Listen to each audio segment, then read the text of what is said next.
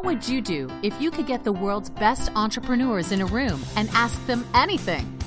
Well, welcome to Paper Napkin Wisdom, where we do just that. With the help of their stories, we help entrepreneurs like you change the world. Here's your host, Govind Jayaraman.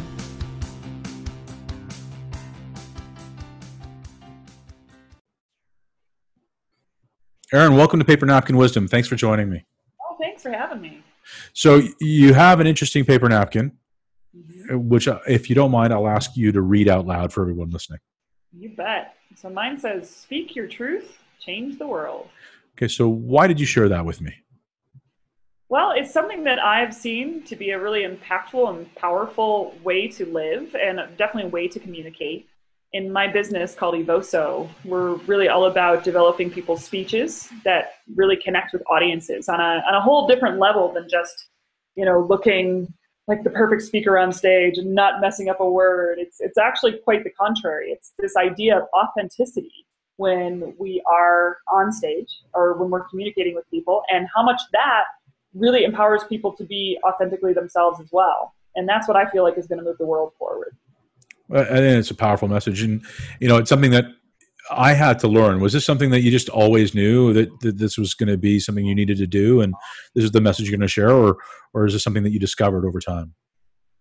For me, I don't think I had much of a choice. When I was 22, one of my best friends was murdered on a college campus. And as a result of that violent act, I decided to kind of scrap my plans working in television production. At the time, I was working at the History Channel as producer. And I decided to just learn all I could about self-defense and personal safety, just because, frankly, I was afraid. And the more I learned, the more I realized, I want to teach this to other young women, because we had never gotten the information in a really powerful way before, other than like the campus cop. It's like, ladies, don't walk alone at night, and it's like, whatever, like no girls are going to take that. So I started putting together a seminar to start taking on the road as a very young woman to really go to colleges and high schools and teach young women about personal safety and self-defense, but in a way that empowered them instead of scared them.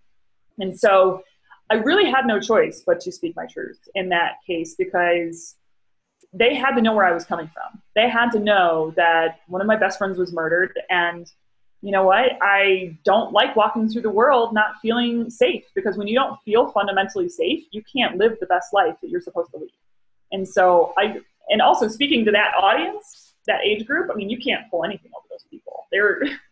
You don't have a choice. You have to speak your truth. And when you do, though, it gives other people permission to speak their truth, and that creates a ripple effect. And that's when we are starting to live in an authentic world, and that's just an exciting idea. Yeah, it's amazing. Many times we think that we need to say the right thing in order to conjure the response, and it's a conjure.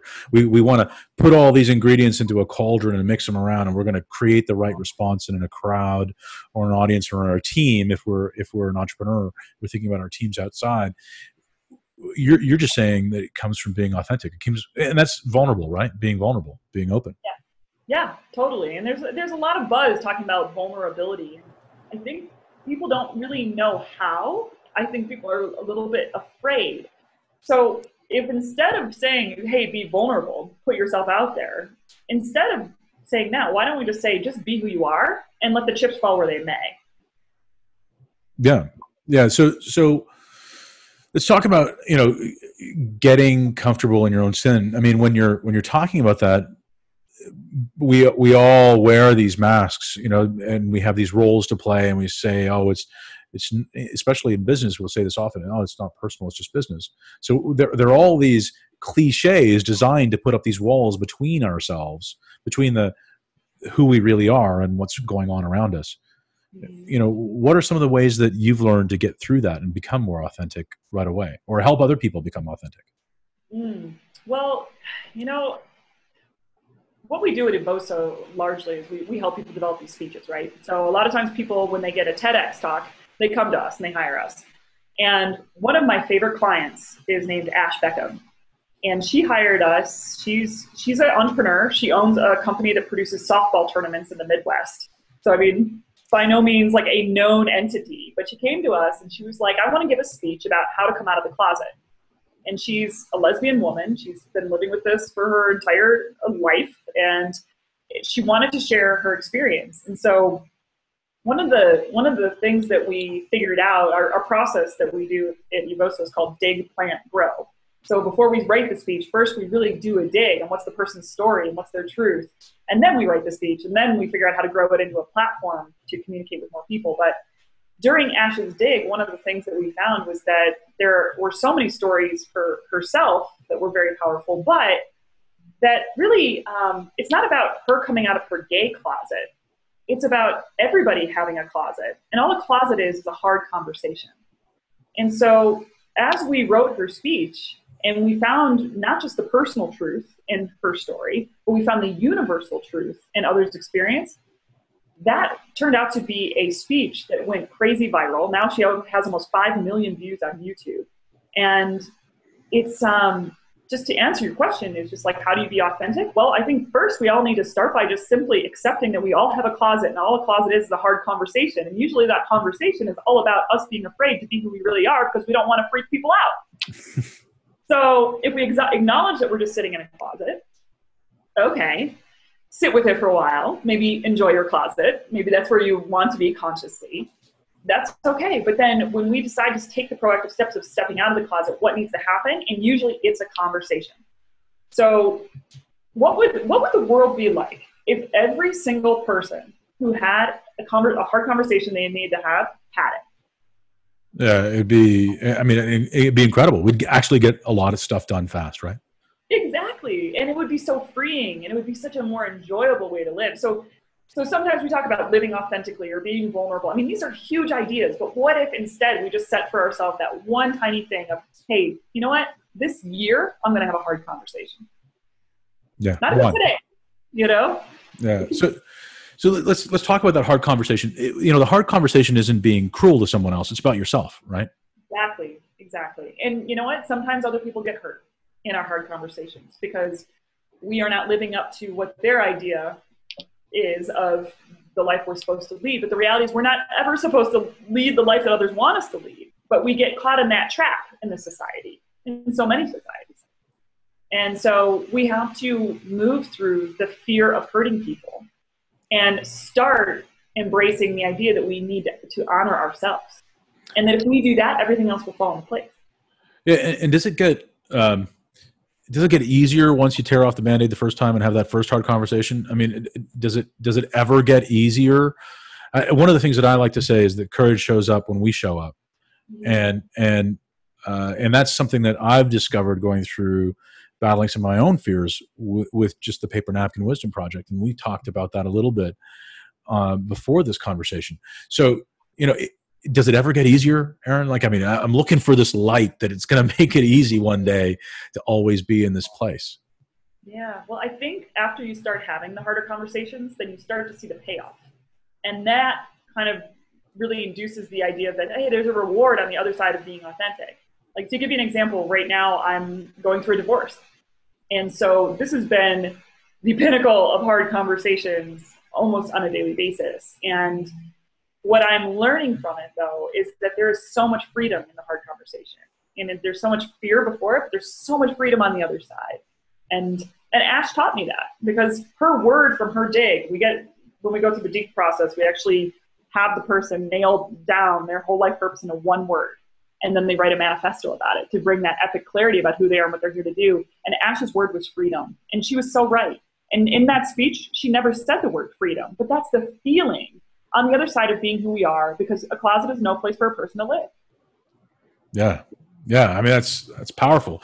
And when I think about that, I think about, fear being prison and faith being freedom, and faith in people, faith in yourself, and it's really the belief in ourselves that stops us from doing this, right? We stop believing in our ability to be able to withstand what happens on the other side of that closet door, perhaps, right? But if we have faith in the fact that first step is going to set us free, that's a pretty powerful image, right? Yeah, it absolutely. Mm-hmm. So let's talk about this in terms of change the world. You talked about vulnerability being a big difficult thing to get, but change the world's no small dream. Yeah, true. but I think we all can. I think we all do every day, whether it's for positive or negative impact. I do think that when we are ourselves, we make the world a better place. And this is not a popular idea. It's just not. Or it might sound popular to hear, but it's not popular to implement. No, and I mean, it's hard, right? It's very difficult, because here's one of the big enemies that I see in our society around this idea is that people say, oh, well, if you honor yourself and you put yourself first and you be authentic, and usually authentic is chasing what you want, oh, well, now you're selfish. Okay, this whole idea gets me all fired up, Gilvin, because we need to be more selfish. We need, as a culture, to be more selfish. And it's this selflessness that's turning into resentment. It's turning into paralysis. It's turning into non-contribution, because we're not living the lives that we are authentically supposed to live. And no one's winning here. No one. Yeah. So, and again, we're not talking about greedy. You're talking about selfish and taking care of yourself. Yes. Yes. Like, the reality is that all of us are in a body, our own body. We can't live anybody else's life. This is the only life I can live. So I need to honor this life. And the thing is, we're not honoring our lives in so many ways.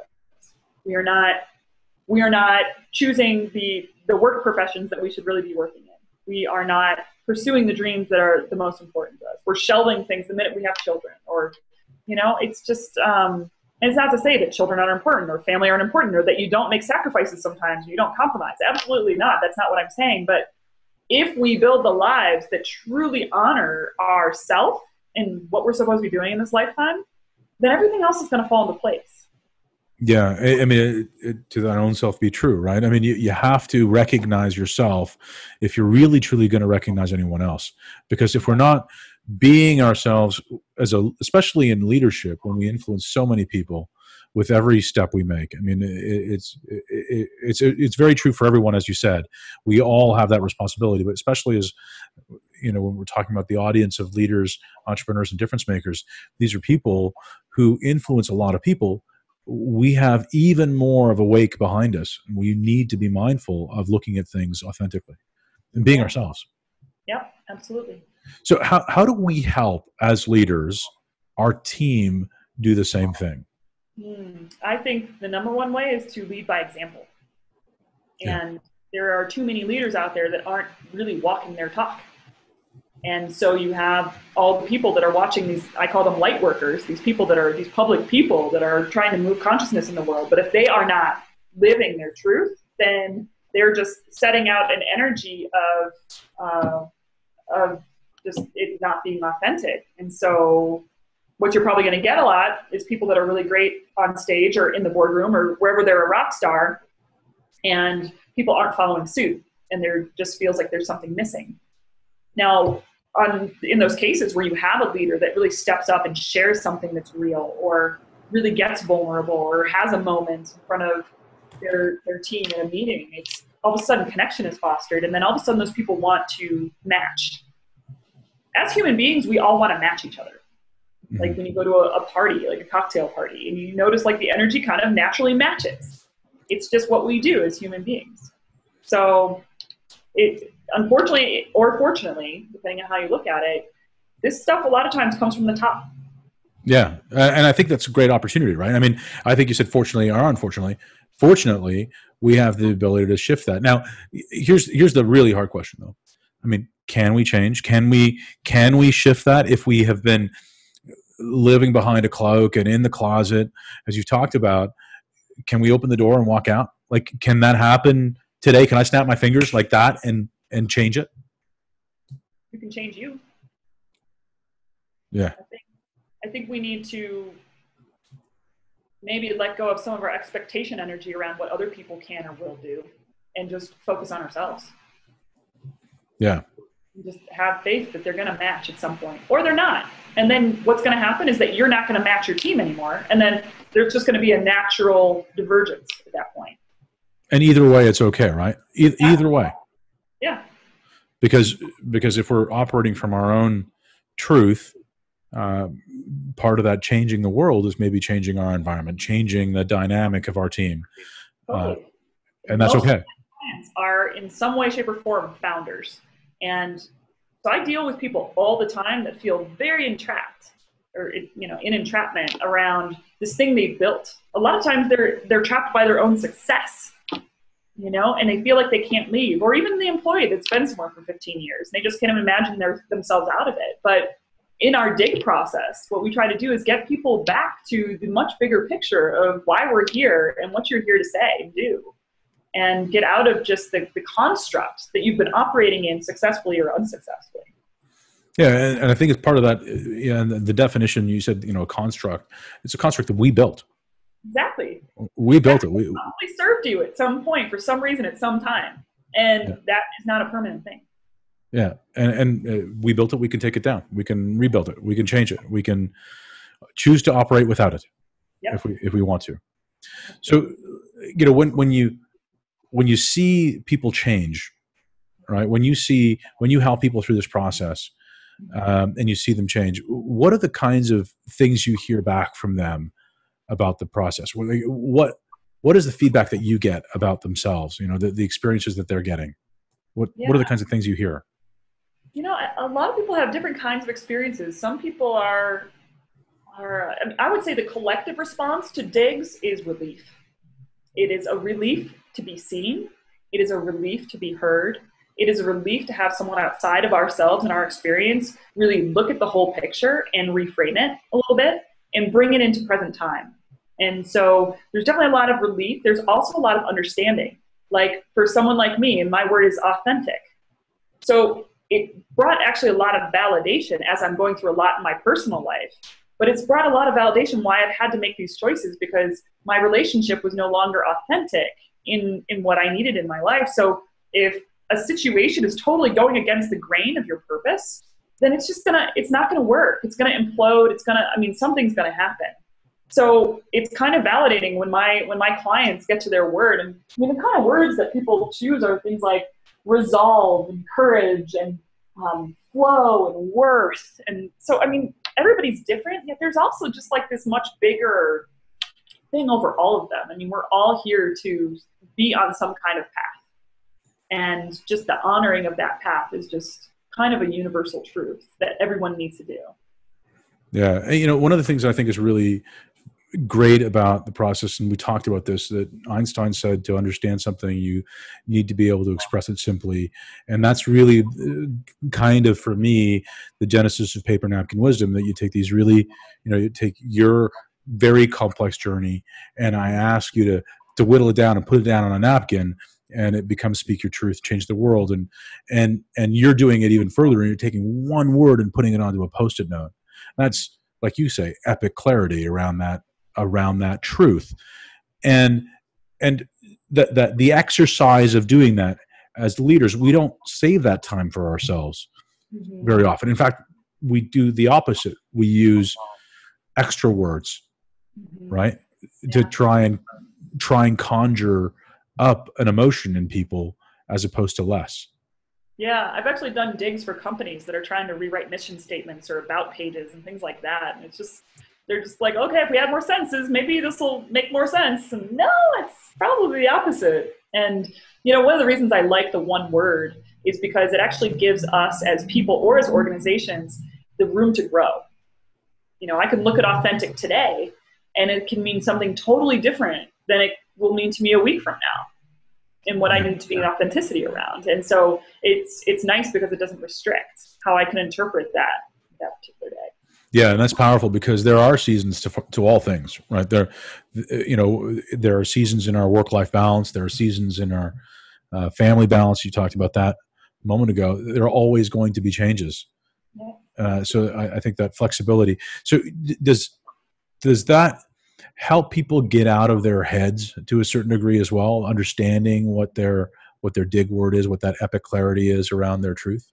It definitely helps. And I'm glad you brought that up, because our heads are awesome. Thoughts are amazing. Intellect is fantastic. But the problem is that we're operating from there like 99% of the time. And to truly be authentic, to really bring our full self to this life, we've got to leave room for just the spirit inside of us. We've got to leave room for the emotions that dictate how we perceive walking through the world. And both just spirit and emotion are not exactly validated, and especially in business culture today. So it's funny when I get clients that have a big speech to give and they're a hotshot CEO, and I'm just like, oh, so tell me about your childhood. And they're like, where am I? Am I in the shrink's office? And I'm like, no, it's like, this is how people connect. They want to hear your stories. They want to know how you felt about it. They want to, Yeah, it's funny. It's funny that you say that, because earlier on I was going to ask you if sometimes do people or do you feel like the bartender or the hairdresser that gets all the secrets, right? I mean, that's the conversation, right?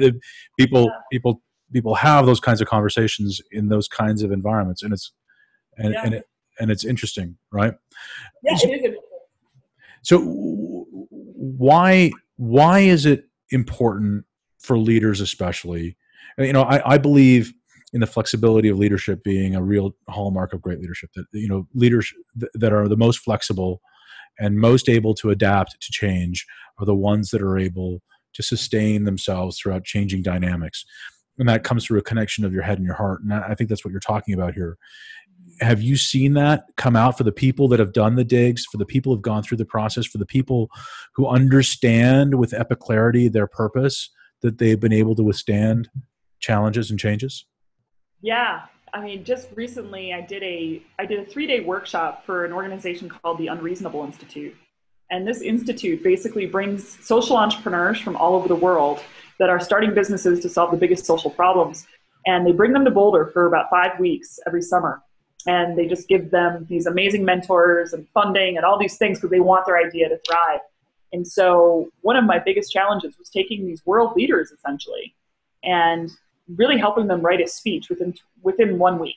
And then they were going to be giving this speech to like 1,000 or 2,000 people on the Friday. And we started working on it on the Monday. And it was pretty phenomenal to take them through 1 day of dig, 1 day of plant, and 1 day of grow, and to watch them not only evolve as presenters and communicators, but really in many cases their idea evolved. After we really do the dig and we understand the background and we understand why this thing needs to exist, it's like the understanding around that, the clarity that comes from that, all of a sudden we were starting to see like a lot of offshoot interesting things happening in their business and new partnerships being formed and all this other cool stuff as a result of just writing a speech. But it's so much more than a speech, it's just getting the clarity on what we're here to do. And that's leadership, is being open to what's happened and what could happen, and then bringing them in together to form a possibility and then engage people. So that was just fun. Very, very rewarding experience to watch it happen within such a short time span, Yeah, no, it sounds powerful. And I want to thank you for doing the paper napkin with me today. Hopefully I can get you to come back again. What do you think? I'd love to. That's great. Thanks. Yeah, thank you. Hey, if you liked that episode, there's a ton more like it on iTunes. Just search Paper Napkin Wisdom. Go to papernapkinwisdom.com to find the blog and pictures of all of the paper napkins. Plus, you can also follow along on Facebook, find Paper Napkin Wisdom, on Twitter at WiseNapkin. My name is Govind Jayaraman. This is Paper Napkin Wisdom. Thanks for watching. Make it a great day.